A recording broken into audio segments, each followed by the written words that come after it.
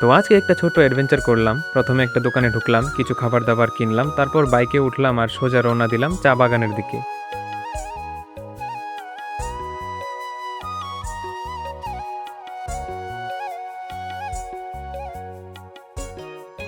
চা বাগানে গিয়ে ফ্রেশ চা পাতা তুললাম, ওই ফিলিংটা আলাদা লেভেলের ছিল ভাই। তারপর একটু উপরের দিকে উঠতে উঠতে একটা সুন্দর জায়গা পেলাম, ঠিক করলাম এখানেই আজকের পিকনিক করব।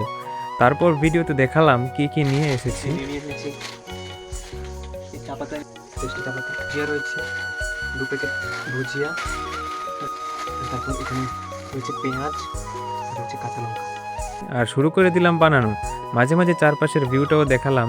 নেচারটা একদম মাইন্ড ফ্রেশ করে দেয়, কিন্তু কখন যে সন্ধ্যা হয়ে রাত নেমে গেল বুঝতেই পারিনি। আর লাইট কম থাকায় ভিডিও করা পসিবল হলো না, তাই শেষে কিছু ফটো এড করে দিলাম, দেখে নিও। ভালো লাগলে লাইক দিও আর সাবস্ক্রাইব করে রেখো, আরও এরকম ভিডিও আসবে।